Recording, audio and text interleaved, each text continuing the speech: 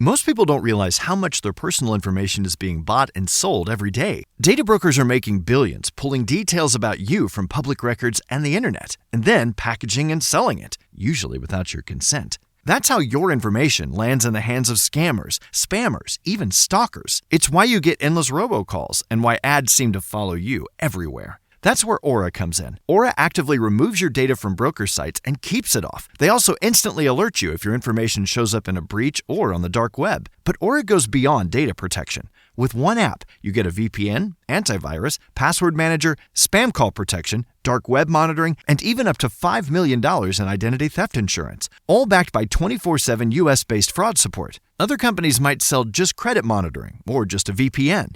Aura gives you all of it, together, at the same price competitors charge for just one service. Start your free trial today at aura.com/remove. Protect yourself now at aura.com/remove. Oh, what are you doing? I'll tell you what you're doing. You're listening to the Elder Scrolls Lorecast. Either you are, or I'll be skipping rope with your entrails. Ta-ta. This is the Elder Scrolls Lorecast. Your source for lore and so much more. Adventurers, welcome back to the Elder Scrolls Lorecast. You've got me, Tom, and Lotus, and we are talking more icebergs again. Lotus, we got some weird ones this week. We have some that are kind of obvious if you played the games, which we've discovered. Some of these icebergs seem to be more for people who are, I don't know, either skipping all the dialogue in the games or just don't know much about Elder Scrolls. You're trying to get the basis of, do I want to get involved with this series? Right. But then there are some on here that are like, oh, there's a little hint of something that might be a thing. Let's dig into that and see if that's a thing. So it's a spicy mix this week. Let's call it a spicy mix. I was going to say, I feel like it's going to end on spiciness. Yes, end on spiciness. Definitely the last one this week is pretty spicy. But also kind of shouldn't be, but also would be if you were in world. We'll get into it. Here, we're starting off with number 62 on this gigantic iceberg that we've been going through for like 12 episodes now of iceberg episodes. We're 10 through it. Yeah, we're getting there. I did the math earlier, Lotus, and I was like, if we do 5 a week, that's at least 100 weeks of episodes. And we have other episodes that we do in between, like patron. Yeah. Oh, man. So there's a lot here to get through. But this week, we've got this one. We're starting with 62. Amand Motier, or Motiere? I don't remember exactly how to pronounce it. Sounds Motier. Good. He's French. He's a Breton. He's a Breton. He's basically French. Yeah. Is that what do French people? Are they half elves and they also have magical abilities? Is that what's going on with the French? That's why their coffee's so good. Oh, and their baguettes. Okay. Maybe the berets are like magical enchanted hats. Yep. You heard it here, everybody. It's canon. Yeah, and that's why their mimes are so powerful. Wait, what? Okay, let's get into this one. So, according to the explanation that was part of this already, the character that orders the assassination of Titus Mede II in Skyrim, this is Amand Motier. It is hinted and speculated in-game that he is a member of the Elder Council and wants Titus Mede for political reasons so he can have more power in the Elder Council or even become emperor himself. Furthermore, the Motier NPC has 2 different versions with different appearances for each quest he appears in, which led to a fan theory that the last Motier is the player meets and is killable is actually an imposter or body double. This is the iceberg, and that's all of the evidence, Lotus. I've looked into this. That's it. This is just hey, somebody had a theory that this is a little bit different than normal in the game. Maybe that's what's going on. Yeah, I mean, okay. I mean, the reason I'm like this one, maybe, I mean, it not super strong evidence, obviously, but we've body doubled. We've had body doubles show up multiple times. I mean, that's essentially the entire plot of the Elder Scrolls 1 Arena is combining the staff to screw up Jagerbomb Tharn's real Yeah. It's Jaeger, because he's pretending to be somebody else. Know that joke. Yeah, it's less. He's pretending to be the emperor. Right. It's less a body double for his own protection. It's more if he's pretending to be someone he's not. Correct. But still a body double of a actual other person, just for different reasons. He's essentially taking the crown in this situation by pretending to be the emperor. Right. Right. So it's right out the gate. That is sort of a thing in the Elder Scrolls. So it's not super weird that might be the case. It's just I'm not entirely sure that there's enough evidence to really show much that yeah, it might just be a coding thing where it's slightly different. Maybe. Yeah, that could be. Or they just didn't want you to accidentally kill a character before you're able to do the quest. And then after the quest was done, you're now able to kill the character. Right. There's something that like triggers. So as a trigger, it actually changes something in the model so that you get the before and after. So you don't get a Morrowind approach of you've plunged the world into darkness and severed the prophecy, blah, blah, blah. Right. They've removed that from the most recent games so that you can't doom your storyline, and maybe part of that transition trigger changes what they look like slightly for whatever reason. Right. Yeah, I think we could probably sit here and come up with a lot of reasons why this is functioning in the game this way, and it doesn't necessarily mean it's a body double. But what we do know about Mond is that he is a powerful political entity, and you go through multiple steps in the Dark Brotherhood quest line that eventually leads into the assassination of the Emperor. And all of that stuff is true. It is tied to this. And he's the one who sets all that stuff up. He's the one who summoned the Brotherhood in order to do this. And I mean, I guess a lot of people would benefit from, say, assassinating an emperor for all sorts of different reasons. But if you're part of the aristocracy, usually the reason is you want more power or money or want to be the emperor yourself. Right. So that tracks. Again, there is enough that it doesn't seem, this isn't one of the ones it's like, okay, well, this is based on nothing. It's just, I'm not sure that there's enough evidence to show that this is a thing, but I also wouldn't feel comfortable throwing this out as something that at least anything I know enough to just be like, no, this is clearly not a thing. Right. When you first meet him, he does have a bodyguard named Rexus. So there is evidence that he does employ other people for his own personal safety, which is a step further in the idea that like this is a body double for personal safety. Right. So there's a little bit there. More I don't know. It. Yeah. I wouldn't say conclusive, but I wouldn't rule this one out. Yeah.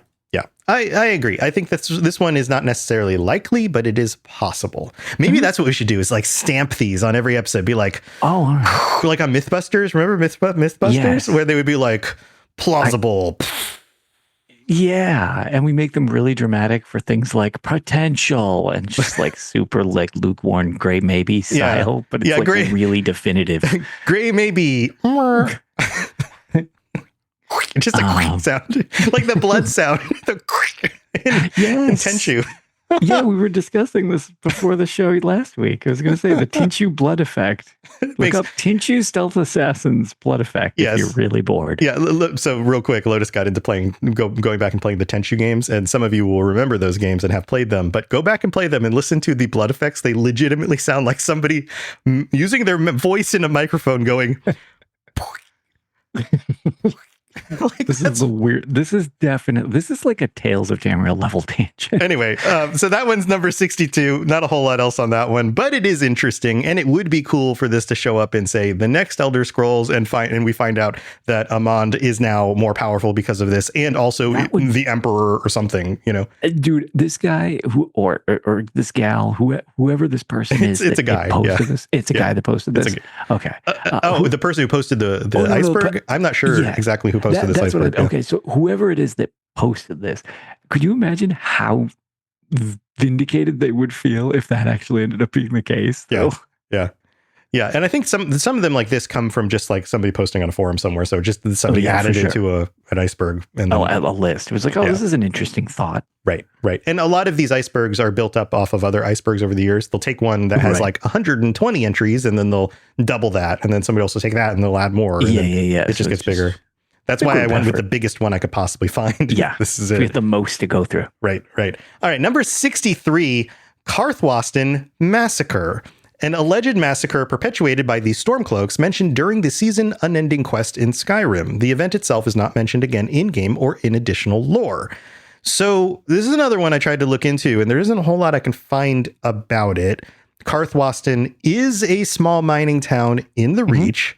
The mines in this little mining town are owned by a Breton named Anathach, something like this. Words are hard for me.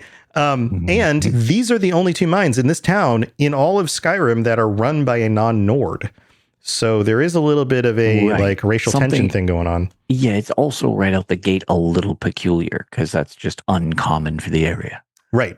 So the event, the massacre, happens in this town, and it's referenced just one time in the dialogue in this one quest line, and something about like, oh, where the Stormcloak massacre occurred. It doesn't specifically say the Stormcloaks massacred these people or the Stormcloaks were massacred. Yep. Some of the language is missing there. And so we're just kind of left to go, okay, there was a massacre. There was a massacre. Not even sure who was massacred. Right. It involved Stormcloaks in some way. I don't know if it was them responding to something in the village, and being that they were pro-Nord and the village is mostly, or at least somewhat Breton, maybe there was an altercation there. Or who knows, maybe there was some sort of imperial skirmish and the people in the village who are Stormcloaks pulled out their weapons and got into it. We don't really know. What we do know is that when you get to the town in Skyrim, the event that happens it has to do with the Silverblood family in Markarth, and they are sending mercs into the town in order to bully the mine owners into selling the mines. Right. So there is some racial tension there. There's these people have money and want to get what they want from these people who have less money thing going on. So there's some like, I don't know, wealth differences. I don't know, caste differences, friction. However you want to say that. That's about it. That's about all I could find on that one. Yeah. This is one of those ones that I've almost wondered is a bit of flavor to the world where something probably did happen, but it hasn't been fully fleshed out yet. And as a result, you just kind of get this one interpretation of a thing that happened, but it's not this like well-documented event. Yeah, and it's just an aside. It's just like in the dialogue, it's just like, where the Stormcloak massacre where the Karthwasten massacre happened with the Stormcloaks.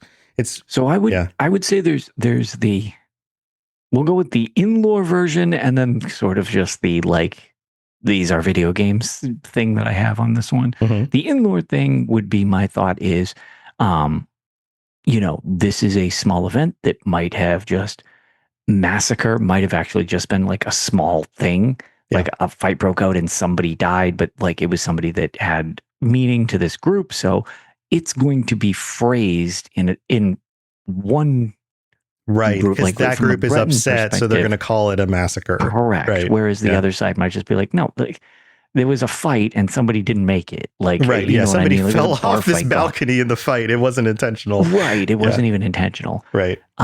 So that strikes me as almost like that was why the documentation isn't there. It's really just kind of like the dual interpretation of an event that happened, and it has a deeper meaning to maybe this person or just anybody from that side. It's a video game perspective that I would have on this, which I do think is probably also maybe the real reason. Not that would discredit the other one, is somebody wrote that as if there was a thing and they just never really did anything else with it. Like it was just like, oh yeah, we could say that there was like a massacre in this area.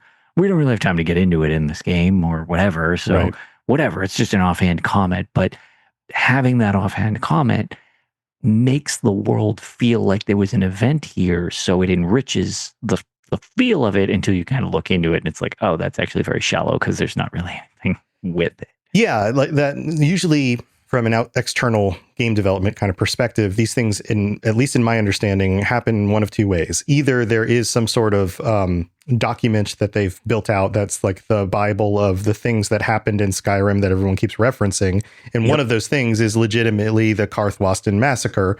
And any of the writers, any of the quest designers can reference it because it's in the lore. Or there are so many writers and so many people creating quest lines and dialogue that sometimes they just have to fill things out in order to make the world feel a little bit more lived in. And so they come up with this idea of, oh, well, maybe there was a massacre there, but we don't really have, it's not an official thing. No one else is going to reference it, but we'll just vaguely point at something in order to make it feel a little bit deeper. Right. And then you can get into the scenario that I talked about to start with, where it's like, well, maybe it's an interpretation thing, blah, blah, blah. So it's just like that. That's most likely what this one is, would be my guess. Yeah. And Barky in chat mentioned, this is a good thing I wanted to point out as well, Barky. Barky's got a good eye for this, or a good ear for this. But yeah, this is the Reach. So these are Reachmen. That's very true. And that could play into it in all sorts of, maybe the Reachmen had an uprising. No, that's actually a really good point, because there's so much conflict that happens in general in the Reach, from Reachmen, Imperials, North, like so many different groups kind of have everyone's on high alert in the Reach against everybody who isn't them. Right.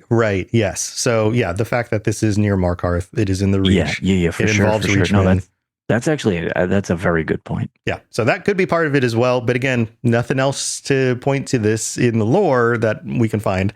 So we're left speculating, but it does seem reasonable to think that this isn't just a line that somebody said, that it was actually in the lore an altercation of some sort. At least an event of some type. Yeah. Poor Lotus, keeping you up late.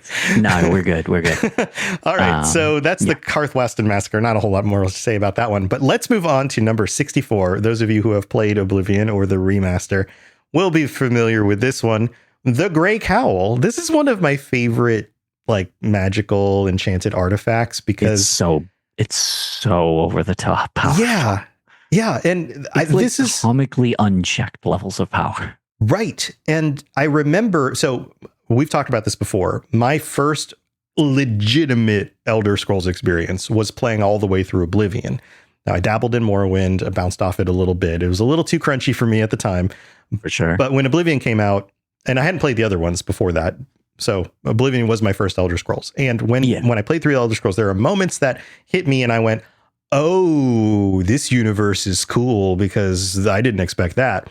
Things like the way the Dark Brotherhood questline plays out. Things like the way the Thieves Guild in the writing. Yeah, so the Thieves Guild plays out with the Grey Cowl. So the description here is a Daedric artifact of Nocturnal, which appears in multiple TES games. It has magical properties which cause the wearer to have his identity replaced with that of the legendary thief, the Grey Fox, when worn. For a time, it was cursed to erase the wearer from history. So that whole thing about being totally anonymous, and yet you don't even who you were just disappears from history. It doesn't just disguise you. It doesn't just do something like make you invisible. It removes your existence. Right. It actually makes your entire existence invisible, which is really cool to think about. So I don't know. That's I don't have a whole lot else to say about this one. This is one of those, if you played through the game, you know it. I was going to say, this is just sort of hey, here's a Daedric artifact, and it's one of the coolest in-game ones, in my opinion. And it's, like I said, it's one of the most over-the-top powerful things in a video game that I've ever played. Because it's just like, oh, I need to go do some shady stuff. I'll just put this on real quick. Right. Everybody hates you, whatever. Everybody doesn't trust you, but you commit all the crimes and felonies you want, and then you walk out into an area where nobody's paying attention, and you take off the hood, and suddenly you're right back to not being guilty of anything, because it wasn't you that did it. It was the Grey Fox. It was the Grey Fox. The Grey Fox did it. Yeah. Funny story, which I can just do as a tangent, just because it's a very Oblivion and a very Bethesda style story. My college roommate, we went through a lot of hoops when we were in college to get a 360, which were very hard to get at the time. And I wanted it for Oblivion. That was the thing. And we got it. We were playing through it, and basically had to take turns because it's not a co-op game. Sure. And his first gameplay playthrough ended when he was doing the Thieves Guild, and when you talk to the Grey Fox at various points before you get the mask, he tells him let's talk about, it's never good to skip your dialogue. He's like, oh, I'm just going to skip through this, whatever. So he's skipping through the dialogue with the Grey Fox. as the Grey Fox is sitting, like checking in, and he accidentally clicks, no, I don't want to take the next quest or whatever. And he's like, oh, I'll just come back to it.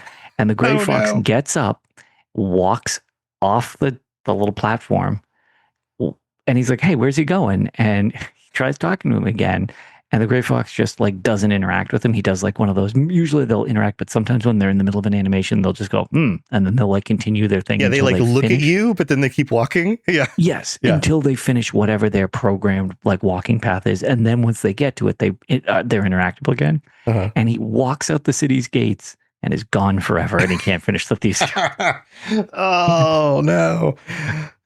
Did he reload a save? Did he, or did he just? The problem was he hadn't saved in about 5 hours. Yeah. So he just had a quick save of the Grey Fox leaving because he was chasing him outside, which overrode his quick save. Oh, that's even worse. Yep. Yeah, so, man. Hey, so just like that, it worked on us too, because he walked away and he couldn't find him. Disappeared from existence. Oh man, yeah, that kind of stuff does happen. Which is why you should save your game regularly and do actual hard saves, not just quick saves. If you see the game say auto saving, that's a good reminder that you should actually save. Right? Yes, absolutely. But this is so the other question I have about this isn't so much like, does it exist? Obviously, it exists. Yeah, it's clearly a thing. How do you at Bethesda follow up a game that's been around, multiple iterations of a game like this, with all these really crazy ideas and callbacks, because they'll bring back a Daedric item from like a previous game or two that hasn't been focused on. But so many people at this point know about all of these things. So many people listen to shows like ours or watch lore videos or have played through the games and paid attention. Sure. How do you one up that? Or how do you, I think even more interesting, how do you bring back the Grey Cowl but make it interesting again in a way that would also be unexpected? Well, I hate to say it, but nowadays everybody would be like, oh, it's the most OP thing. And it's going to just be 50 million YouTube videos saying the exact same thing. Right. I broke the new Elder Scrolls game in 20 minutes. New Elder Scrolls games. You can beat the game in 11 minutes if you just put this thing on, blah, blah, blah, blah, blah, because everything's click, click, click. Which is fine, whatever. But like, this thing is designed to be like that. Like, that's part of the fun. And it's... Yeah. So do you think if they made it even more powerful, or if it's almost like there needs to be a context for it to show up in an unexpected way. So my thought would be, if you're going to do a Daedric artifact this powerful, at least mechanically, because that's a lot of them are crazy powerful in different ways, but this one just gameplay mechanics wise just lets you completely just destroy the game. Right. You can do whatever you want at that point. So do you have an idea for what you would add? Because I've got an idea for something I would add. Okay, so what I would suggest is you've got to make some part of the quest line explaining why it needs to be scaled back. Some of Nocturnal's power has been removed. You've got some limitations to it so that it's not. And then maybe once you do whatever said thing, you can return it to this completely over-the-top power or whatever.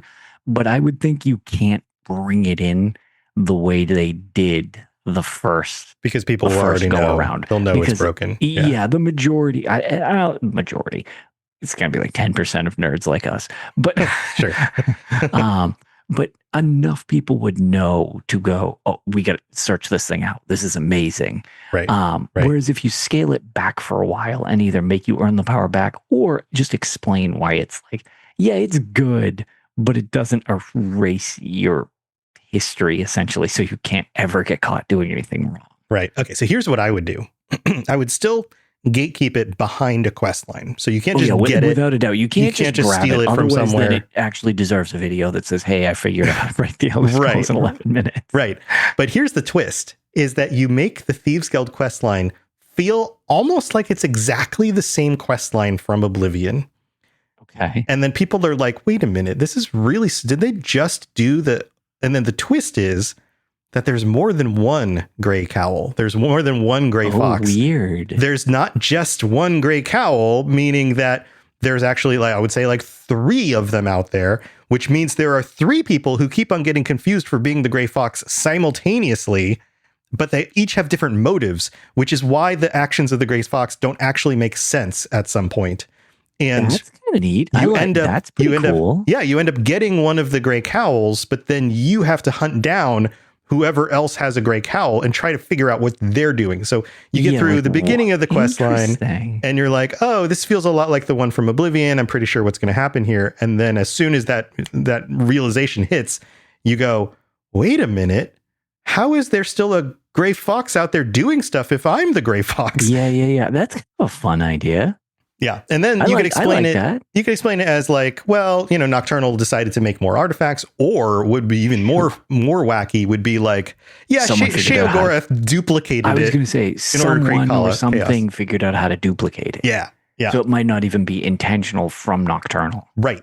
And it would be really, because we know Sheogorath like messes with the other Daedra. He just likes to mess with people. Right. And the other Daedra too, especially. So Oh yeah. Absolutely. For him to be like, haha, got a hold of your Grey Cowl. Now there's 3 and I'm going to drop them off in different villages or towns. Good luck. Exactly. Yeah. Insert cheese pun. Like, Insert cheese exactly. Pun. Right. Like, no, that's neat. I like that. That's pretty cool. So I think you got to do like, these are the kinds of things that like, if I was working for Bethesda, I would be brainstorming like, okay, how do you then twist it a little bit in a way that people aren't going to expect? Because people are going to start thinking they're going to get, we're going to get a lot of the same stuff.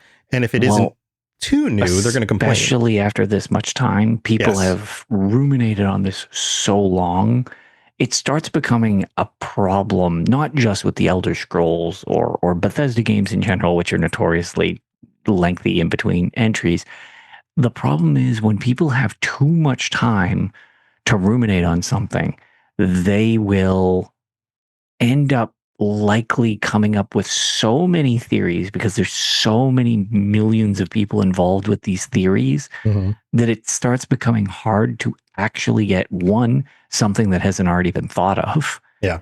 And two, somebody's probably going to come up with something really cool. And if it's not that, and that catches traction, even if it's a good twist or a good story, it ends up being a letdown because people had already kind of fixated on this thing they did like. And because it's not that thing, it's by default not as good. Right. It's not, well, they should have done this. They're idiots. I mean, granted, exactly. Happened with Stranger Things, like the not to go on a tangent, but like I felt bad because so many people were on board with it. I was like, there's no, not to be a downer, but I was like, there's no way this is this cool. At the end of the thing, when they're like, there's like the secret episode after the last episode. Oh, is it Stranger Things when people were convinced that the last episode was not the final episode? Correct. And I was like, not to be a downer, that's too cool for this. They did not write that. They didn't. And the fact the final, this is a whole, you're right, this is a tangent, but the whole final episode feels like a final episode. Like I didn't understand why people thought that wasn't a final episode, but even still, I was like, dude, they left it final open episode. A little bit. Yeah. I was like, no, I don't think they. No. That's a clever idea for something different, totally. Yeah. But I was like, there's no chance. It's not uncommon for writers to leave open-ended endings for things that they just want to leave kind of in the air. That's a normal thing. Yeah, without obviously spoiling Stranger Things, I was saying it wasn't even that open. Yeah, like the big question was, did a certain character live or not? Live or die. I was like, okay, yeah, sure, whatever. But no, that's the thing. It's like, when give enough people too much time and somebody's going to come up with something that's cooler than what even happened. And just by default, when something's cooler than even something that's cool, the reference ends up being just the problem. It's like, oh, well, this isn't as good as this. It's like... It's hard to hit that sweet spot of enough time for people to think on stuff and get the speculation going, but not too much time that it gets ahead of the writing. Right. Yeah. So I don't know. I think that would be fun. If anybody who listens to this who's like, that's a really cool idea, and you decide to share it, please credit us and tell people, hey, check out this episode where they brought up that idea. That would be wonderful. There have been times in the past where we've definitely done episodes, not just on this show, but on other shows where like a week after the episode comes out, I see somewhere on Reddit where somebody's like, here's a cool idea. And I'm like, that's very coincidental, but okay. Yeah. Weird right after it aired. Making a reference would be nice. Just, say, hey, I heard this over here. Sure. I mean, luckily at this point, there's enough of our friends that listen to this where it's like, it seems like things catch on. Sure. Pretty it doesn't bug me too much. Right. No, exactly. But it is nice. If you're a fan of the show, it does help the show out. So yeah, I was going to say, it's nice to just, like we try our best to credit whoever actually suggest stuff. It's like, Right. oh yeah, so and so did this. It's like, oh, that's a great idea. Yeah. So, okay, number 65, Thalmor Whispmothers. This one is interesting. It's an in-universe theory presented in the book The Whispmother. This is one of the books you can read in Elder Scrolls, specifically in Skyrim. And the author is Titus Mede II. And I'm going to read it to you because this is interesting. It's a whole document about the nature of Whispmothers and how people in universe aren't really sure where they came from or what they actually are. So here, we'll read through it real quick. The Whispmother, 2 theories. Among the folk tales of the northern reaches of Skyrim, few subjects are as popular as the Whispmother, ghostly women who lure unsuspecting travelers to their doom, steal children, and takes vengeance on those who wronged them in life. Similar tales exist throughout Tamriel. The Methusene of Stras Makai, who lure ships to wreck on jagged shoals, then consume the souls of those aboard. The Serpentine Chalice of Blackmarsh, the Amranal of Valenwood. Of course, these are weird words. I was going to say, I'm loving letting you go through these. Oh, Not every that time. I would be able to really probably do this any better, but it's just fun. Some percentage of our show is always just me bumbling words.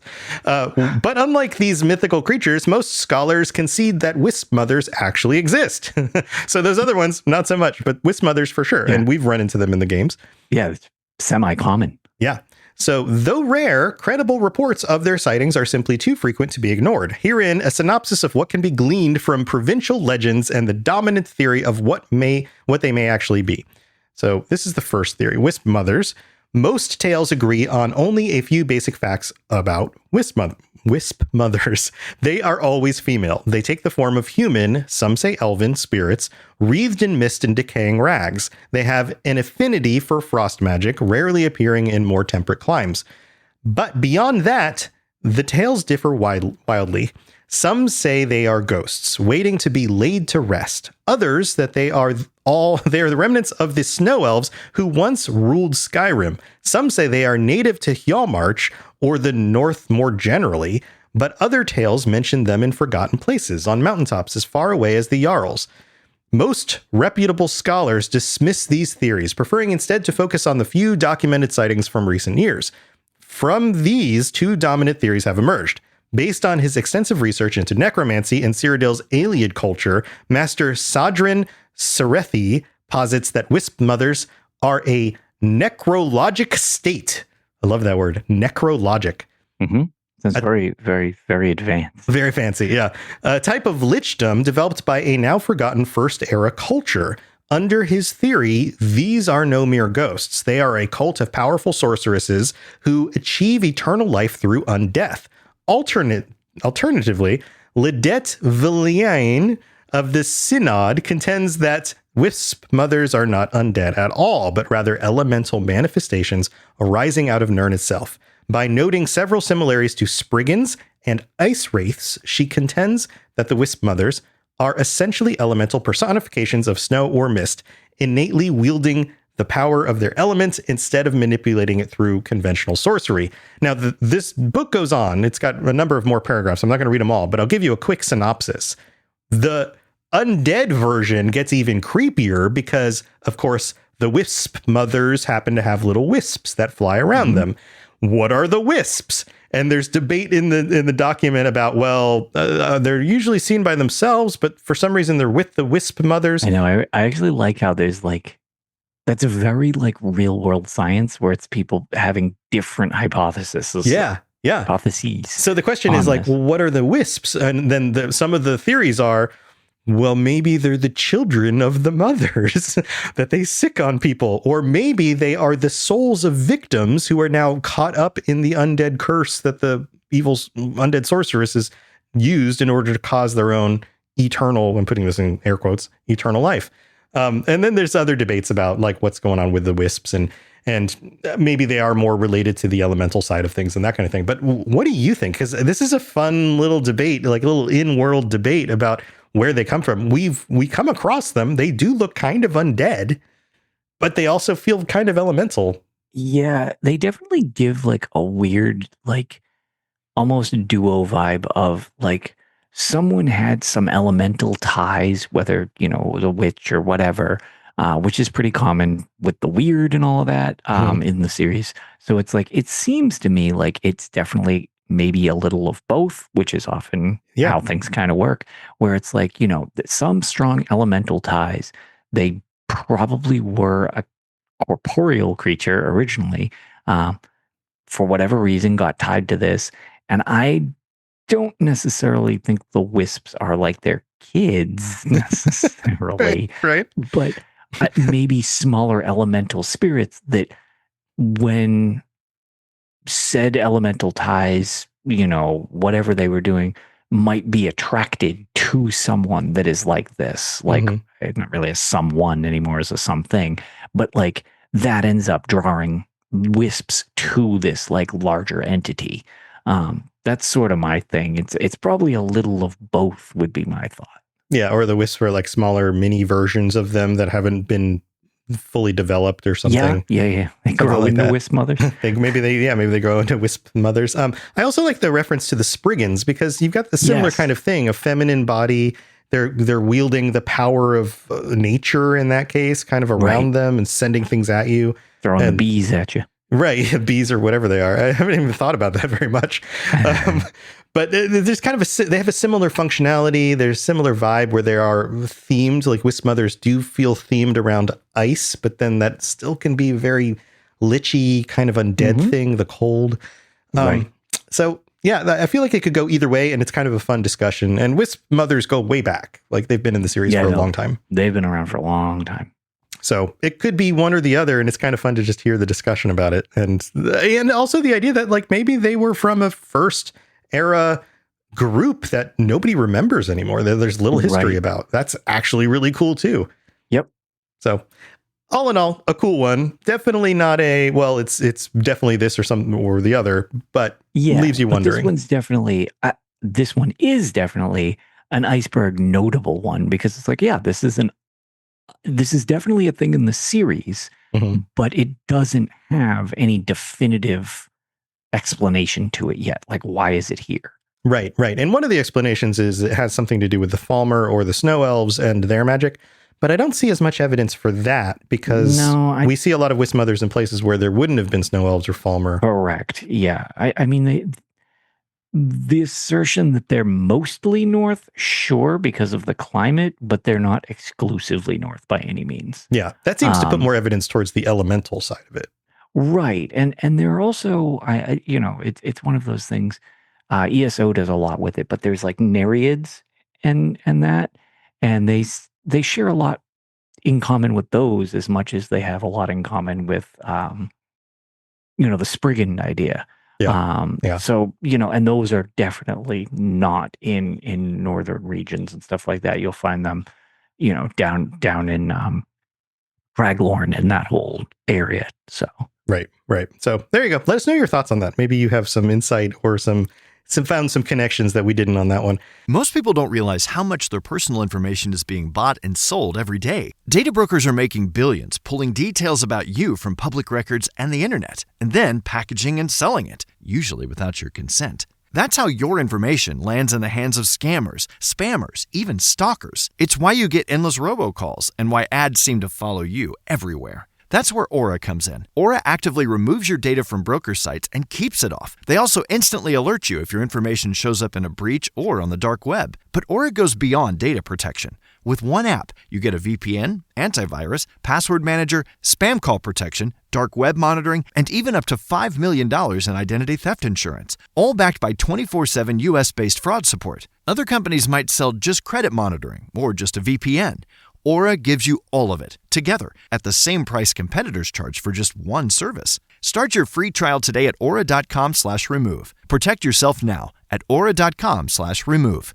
But we've got one more. This one we said would be controversial. It has to do with the thumbnail of what this episode is going to have on YouTube, which is going to say basically how did I phrase it? They're literally Nazis, I think is the way I phrased the text on the thumbnail. It's about the Thalmor. And this is Thalmor Eugenic Purges. This is the description. As described in Rising Threat Volume 4, which is a series of books, the first thing the Thalmor did after usurping power following the Oblivion Crisis was to slaughter any who were not quote, of the blood of the Aldmer. This was also given as an excuse to purge dissidents. In Skyrim, Delphine mentions that Malburn's family was killed by the Thalmor during a purge in Valenwood, although it is unclear if said purge was motivated by eugenics. For anyone who doesn't know, eugenics is all about racial, I'm putting this in quotes again, racial purity, and has origins that go not only back to Nazis, but before that, and is one of just flat out, I don't think it shouldn't be controversial to say this, even though it is sometimes. Nazis are bad. Yeah. Nazi ideas are bad. Don't be a Nazi.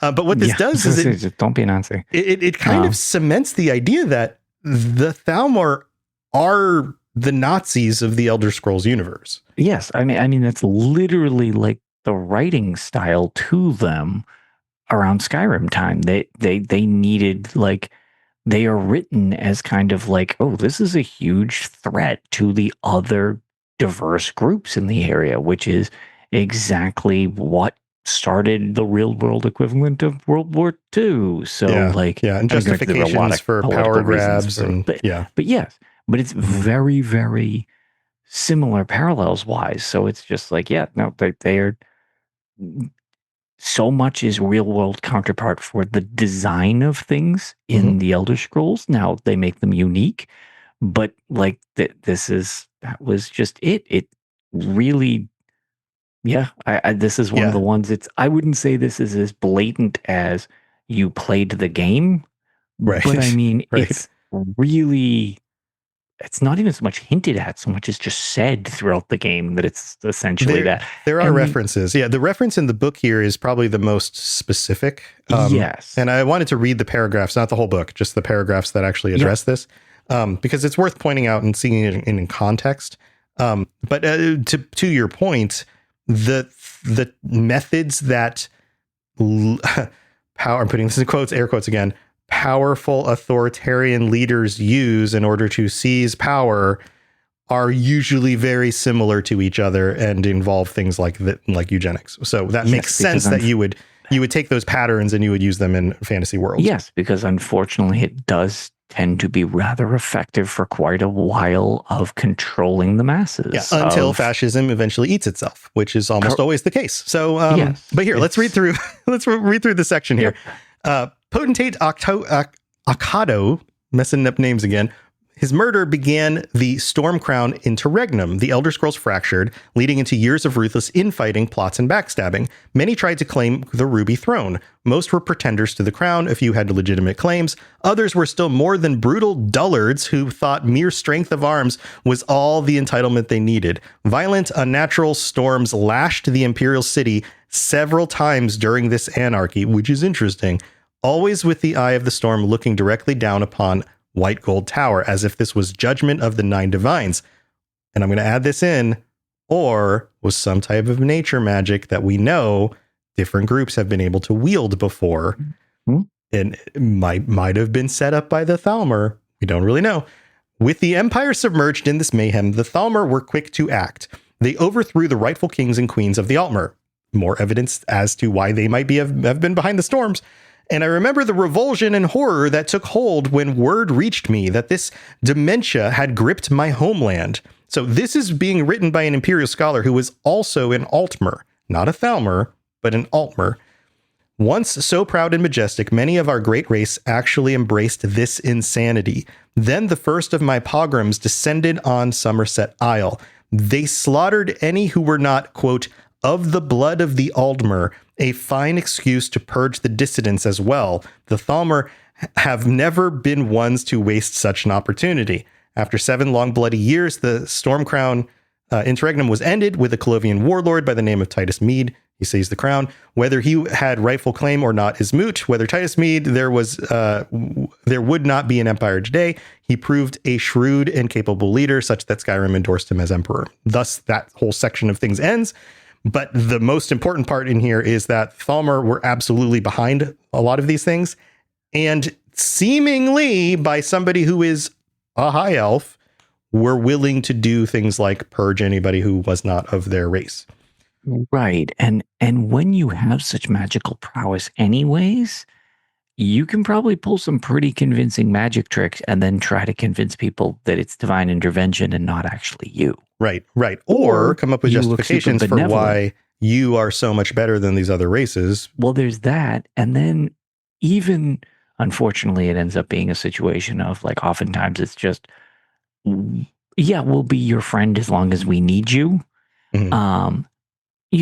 There's the big thing about the Khajiit losing the moons in history. And I was going to say that Thalmor basically, the Dominion coming in and being like, oh yeah, no, we brought them back, as opposed to just like, yeah, did they just come back? Right. Like they just came like, back, well, but it's a good thing, so we'll take claim for it. We'll claim it. It was us. But everybody already knows our magic prowess. So is it weird to try to convince people of that? Maybe not, type of deal. And then it's just like, well, okay, now you're on our side, at least for as long as we need you. Yeah, I think we've seen in real time how effective it is to just claim that you are responsible for good things even when you're not. It's like there is a percentage of the population that absolutely will work on. Yeah, and it's larger than oftentimes you would expect. Yes. So that is part of what's going on here. But I think the real question becomes, because this is an iceberg, were the eugenics real? I think that becomes the question. And I think that there's enough evidence to say it sounds terrible, but it seems like it absolutely is real. It seems like it had started at bare minimum. Yes. Yes. And how far they're going to go with it, because Elder Scrolls 5 ends and we don't have our conclusion because we're still waiting on Elder Scrolls 6.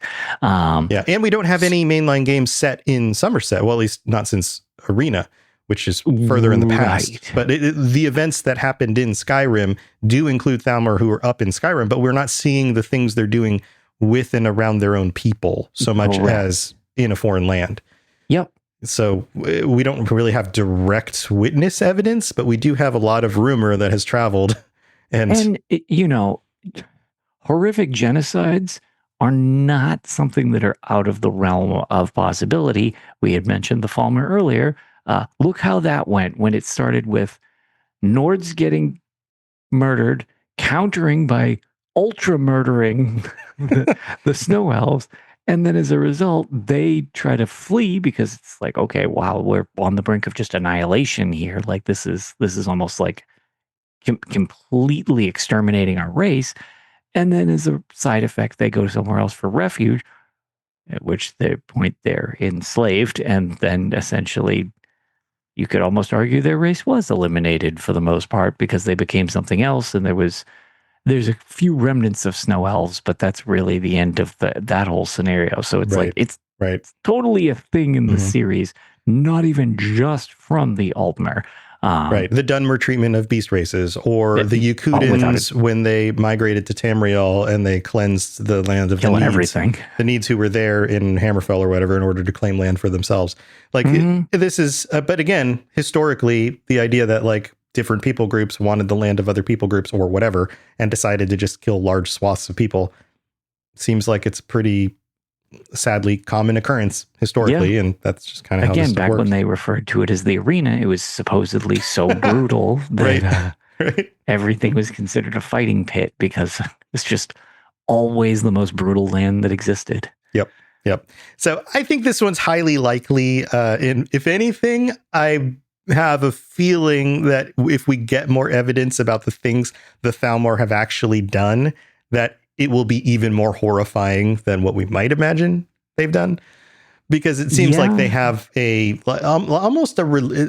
definitely a religious reason for doing anything they possibly can to make the ends that they want to come about.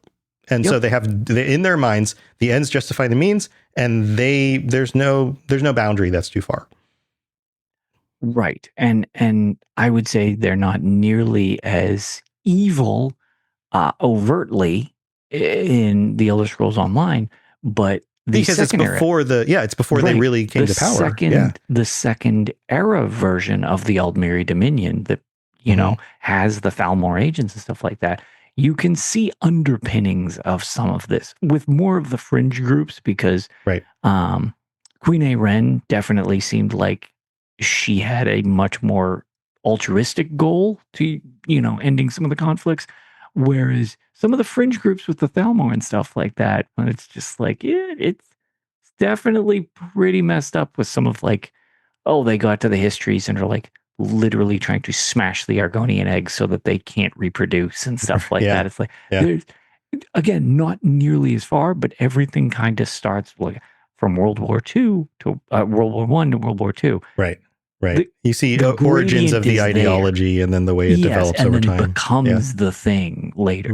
Right. Yeah. And we did an episode on the Thalmor. We've discussed how they started as just kind of this like governmental group.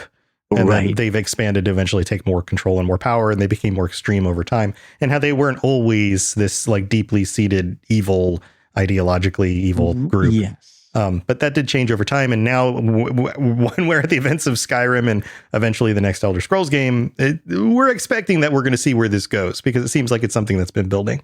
Yeah, that seems to be the case. Yep. There you go. So that's the Thalmor Eugenics purges. Man, ended on a positive note on this one. It's real. It's just what an upper. What an upper. All right. Well, tell you what. People helping to support the show is an upper, and those of you who have decided to support us on Patreon. So we will be right back, and we're going to thank our patrons. And we've got the random UESP page, so don't go anywhere. We'll be right back. You're listening to the Elder Scrolls Lorecast, dear child of cities. That is why the Night Mother loves you. All right, so thank you to everyone who supports the show on Patreon. Elder Scrolls Lorecast, patreon.com/Elder Scrolls Lorecast. If you want to go check that out, you can get ad-free episodes. You can join us for a patron chat, which is coming up this coming week on the... literally 1 week away. Yeah, the night of the 30th at 9 p.m. Eastern. So if you would like to join us, there's still time to sign up. And shout outs to to our Daedric princes, but thank you to everybody who supports all of our Daedric princes. To all of our Daedric princes, who include Kira C., Blinding Vision, Hercene, and Peter R. Thank you so much. Oh, and Mintaka. And sorry, I almost missed Mintaka on the list. Thank you for your support. And to all of everyone else who helps support the show every month. We really do appreciate it.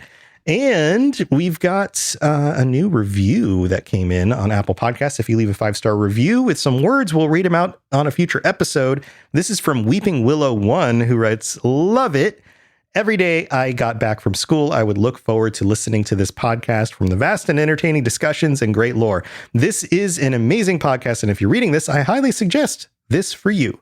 5 stars. Thanks so much, Weeping Willow. Thank you. I appreciate that.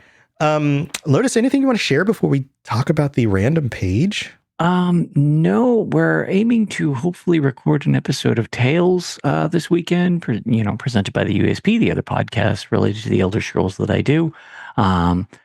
As I've been playing a decent amount in-game with my free time, as well as Ark had gone to the ESO Tavern. So we want to get his tales on all of that because it sounds like that was a super fun time. But I was away last weekend when he got back. So now we'll be able to coordinate and come out with an episode, hopefully this weekend for everybody.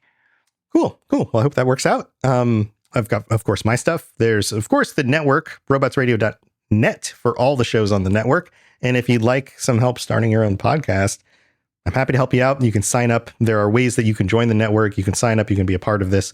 And also, if you want to check out any of the other stuff I do, you can check out the Fallout Lorecast, where the last episode that just went up this week, I talked about vaults that should be canon, but aren't. It's kind of a fun episode. And also the Lord of the Rings Lorecast and Retro Recall. So go check out those shows if you are interested in more of my stuff. But Lotus, we've got the random page. I've got it right here. This is, of course, the UESP. This is the independent wiki that we always reference and friends of the show and all of that. This is a person. It's in the people category. So it's a people from Elder Scrolls Online.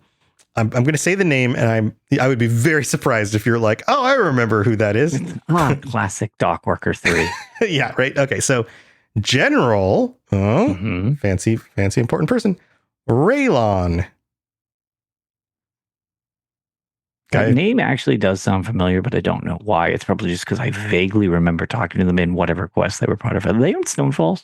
Well, here's what the description says. General Raylon was an officer of the Alessian forces at the Battle of Glenumbra Moors. Nope. Not the place I was thinking of. I'm pretty sure this was one of those flashback scenes in one of those early quest lines where you got like flashback. You saw like ghost versions of like the people fighting, and you had to like do the things in order to relive moments from the battle. You get a couple of those on the main Daggerfall Covenant quest line. Yeah. So this is Glenumber Moors. This is an Imperial.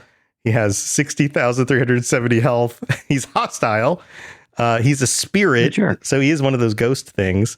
There's a related quest is Ripple Effect. Help discover a way to defeat an ancient enemy.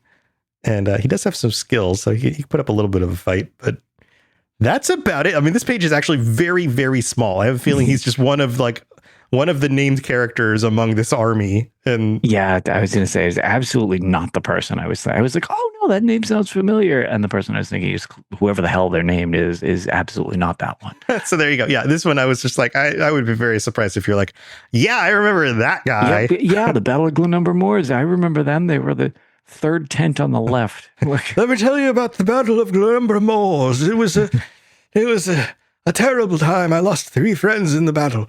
Yeah. We're all going to remember so says that. The Iceberg. Yeah. So says the Iceberg. But that's going to do it for this week, everybody. Thank you so much for tuning in and being a part of this. And we will be back next week with our patron chat. And then, of course, we'll be back to Iceberg stuff, digging deeper and deeper into this iceberg. So we'd love for you to join us again for those. We'll see you next time. Stay safe out there. See you later.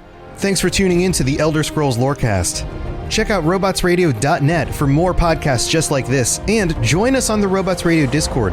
Be part of a community of over 5,000 people who are excited about video games and so much more. Robots Radio.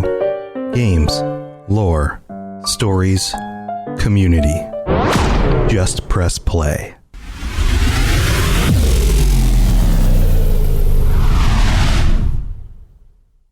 Most people don't realize how much their personal information is being bought and sold every day. Data brokers are making billions, pulling details about you from public records and the internet, and then packaging and selling it, usually without your consent. That's how your information lands in the hands of scammers, spammers, even stalkers. It's why you get endless robocalls and why ads seem to follow you everywhere. That's where Aura comes in. Aura actively removes your data from broker sites and keeps it off. They also instantly alert you if your information shows up in a breach or on the dark web. But Aura goes beyond data protection. With one app, you get a VPN, antivirus, password manager, spam call protection, dark web monitoring, and even up to $5 million in identity theft insurance. All backed by 24/7 US-based fraud support. Other companies might sell just credit monitoring or just a VPN. Aura gives you all of it, together, at the same price competitors charge for just one service. Start your free trial today at aura.com/remove. Protect yourself now at aura.com/remove.